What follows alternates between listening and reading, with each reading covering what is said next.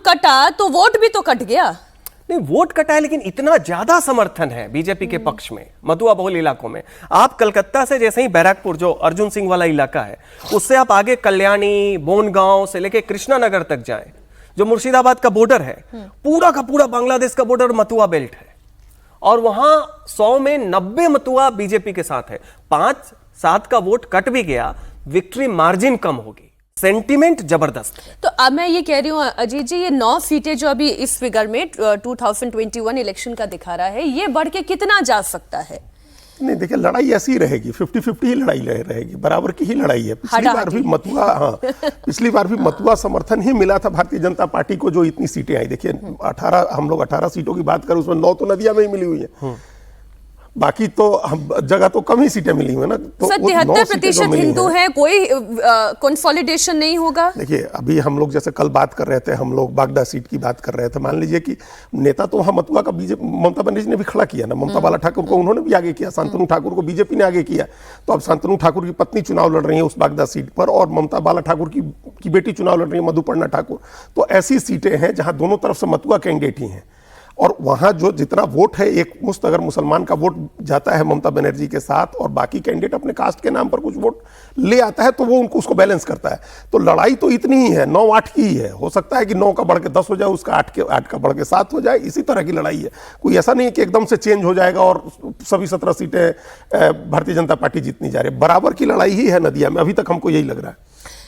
मैं कुछ अन्य सीटों की भी बात कर लूं, क्योंकि कुछ हॉट सीट में भवानीपुर इसी में आता है। संदेश खाली की हम बात कर लें, डायमंड हार्बर की तो हमने खैर लंबी चर्चा की ही।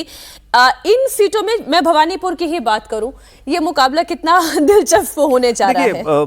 मेरा जो व्यक्तिगत मानना है कि भवानीपुर से ममता बनर्जी के बारे में जो ये लोग कह रहे हैं कि इतना सीट कट गया, देखिए, उनका घर उसी मोहल्ले में है।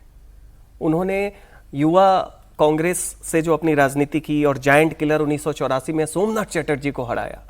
तो मेरा ये मानना होता है कि आमतौर पे आप देखिए, भले ही टीएमसी की हालत खराब है, वो भवानीपुर में हार जाए, क्योंकि अंत में क्या होता है ना कि लोग वहां 1 to 1 कनेक्ट होता है कि ममता बनर्जी आज भी सबसे बड़ी विलेन टीएमसी है, टीएमसी के गुंडे हैं, उसके लिए ममता रिस्पॉन्सिबल है। लेकिन अपनी सीट में जो उनका डोर टू डोर कनेक्ट है, तो मेरा मानना है वहां पे 25%, 26% तो मुस्लिम ही है। आप ऐसे देखें।